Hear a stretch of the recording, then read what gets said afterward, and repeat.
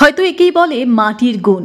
যে মাটিতে যামিনী রায়, রামকিঙ্কর বেইজদের জন্ম, সেই একই মাটির শৈল্পিক রস প্রবাহিত এই কিশোরীর ধমনীতেও।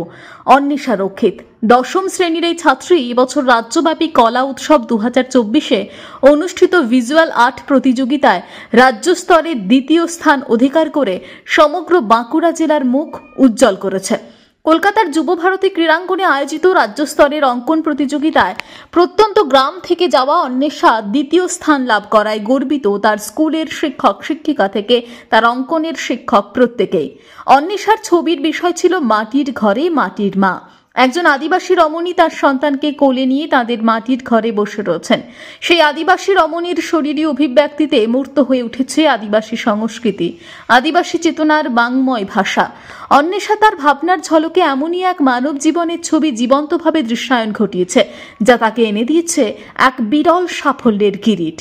তার ইচ্ছে পরবর্তীকালেও ভিজুয়াল আর্ট নিয়েই পড়াশোনা করার। অন্বেষার মা শম্পা রক্ষিত জানান, মেয়েকে বরাবরই তার শিল্প মেধার পরিস্ফুরণে উৎসাহ জুগিয়ে এসেছেন তারা। মাত্র ৪-৫ বছর বয়স থেকেই তার খেলার সাথী ছিল রং তুলি। তার কল্পনার জগৎকে সে রং দিয়ে ভরিয়ে দিত। বাঁকুড়া জেলার ছাতনা ব্লকের ঝাঁটি পাহাড়ি গ্রামের মেয়ে অন্বেষা। তার অঙ্কন শিক্ষক দিব্যেন্দু কুণ্ডু বলেন, শিশুকাল থেকে অন্বেষার মধ্যে শিল্পসত্তার দিকগুলি অত্যন্ত উজ্জ্বলভাবে প্রকাশ পেতে থাকে। প্রচণ্ড পরিশ্রমী ও আত্মবিশ্বাস রয়েছে ওর মধ্যে। এই সাফল্য শিক্ষক হিসেবে তাকে গর্বিত করেছে। ঝাঁটি পাহাড়ি প্রীতি কল্যাণ উচ্চ মাধ্যমিক বালিকা বিদ্যালয়ের প্রধান শিক্ষিকা নন্দিনী প্রত্যাহার বলেন, অন্বেষার এই সাফল্য কেবল তার স্কুলকেই নয়, গর্বিত করেছে সমগ্র বাঁকুড়া জেলাকেই। আর অন্বেষার স্বপ্নের জলসা ঘরে পরবর্তী মিশন জাতীয় স্তর থেকে জয়ের মুকুট ছিনিয়ে আনা। পশ্চিমবাংলার সমগ্র শিক্ষা মিশনে কলকাতাতে স্টেট লেভেল কলা উৎসবে আমি দ্বিতীয় হয়েছি ভিজুয়াল আর্টসে। বিষয়টা ছিল একটা সাঁওতাল বাড়ি ছিল, যেটাতে ওই একটা সাঁওতাল মা তার সন্তানকে তাদের কালচার বা সংস্কৃতি সম্পর্কে পরিচয় করিয়ে দিচ্ছে। হ্যাঁ, প্রত্যন্ত গ্রাম থেকে স্টেটে গিয়েছি, খুব ভালো লাগছে। আমার বাবা মা, মাস্টারমশাই, স্কুলের দিদিমণিরা অনেক সহযোগিতা করেছেন। তাদের জন্য, তাদের আশীর্বাদে আমি এখানে গিয়েছি। ভবিষ্যতে আমি এই ভিজুয়াল আর্ট মানে ছবি আঁকা নিয়ে এগোতে চাই। পড়াশোনা করি, ছবি আঁকি, আমি গল্পের বই পড়তে ভালোবাসি, এগুলো নিয়েই চলে যাই। হ্যাঁ, ম্যানেজ হয়ে যাবে, ইচ্ছে থাকলেই হয়ে যায়। কোন স্কুলে পড়া হয় তোমার? আমি ঝাঁটিবাড়ি প্রীতি কল্যাণ উচ্চ বালিকা বিদ্যালয়ে ১০ম শ্রেণীতে পড়ি। তো মা হিসাবে খুবই গর্বিত। তো যাই হোক, গত 15 এবং 14-15 নভেম্বর যে কলকাতা যে যুবভারতী ক্রীড়াঙ্গন সল্টলেকে যে জাতীয় কলা উৎসব অনুষ্ঠিত হলো, তাতে মেয়ে চান্স পেয়েছিল। তো সেখানে রাজ্য স্তর থেকে দ্বিতীয় পজিশন পেয়েছে। তো ও ছোটোবেলার থেকেই আঁকার দিকে একটু বেশি নেয়। আমরাও তাকে সেইভাবেই ওকে ইন্সপিরেশন দিয়েছি যে যেন ভালোভাবে আরও এগিয়ে যেতে পারে, সুযোগ করে দিয়েছি। তো সকলের আশীর্বাদ এবং ভালোবাসার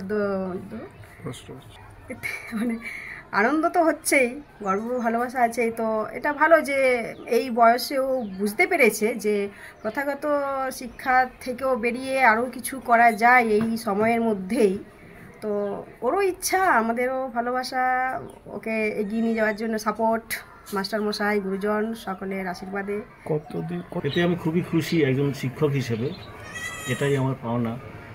তবে দীর্ঘদিন ধরে অন্বেষা আমার কাছে শিখছে এবং যখন শিখতে আসে তখনই ওর মধ্যে আমি শিল্পসত্তার একটা সন্ধান পাই এবং সে খুবই পরিশ্রমী, এ ব্যাপারে রেগুলার চর্চা করে এবং তারই সাফল্য আজ সে পেয়েছে এবং আগামী দিনেও সে আরও ভালো এগিয়ে যাবে। এটাই আমার ওর কাছে শুভেচ্ছা, আশীর্বাদ। অবশ্যই যারা আগামী দিনে যারা উঠে আসছে তাকে দেখে তারা আরও উৎসাহিত হবে এবং আগামী দিনে ওর ইচ্ছে আর কি যে পড়াশোনা এই নিয়েই সে এগিয়ে যাবে এবং তার সাফল্য অবশ্যই আমি কামনা করি।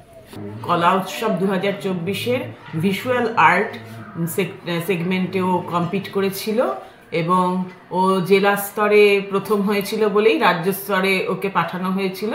রাজ্য স্তরে ও দ্বিতীয় হয়েছে এবং ওর এই সাফল্যের জন্য আমরা খুব গর্বিত।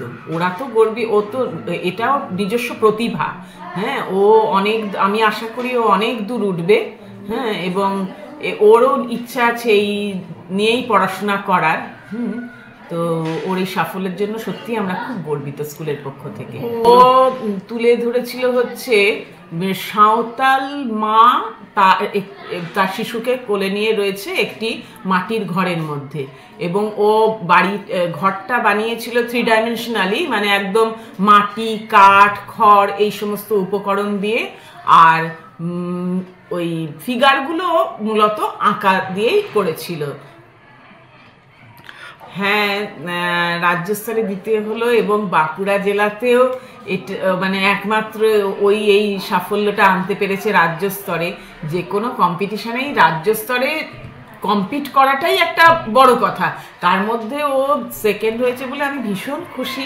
বাঁকুড়া থেকে নিজস্ব প্রতিনিধির রিপোর্ট, টিভি নিউজ 10। সুলভে সঠিক চিকিৎসার একমাত্র প্রতিষ্ঠান বিবেকানন্দ হসপিটাল। 24 ঘন্টা emergency service, blood bank, trauma care.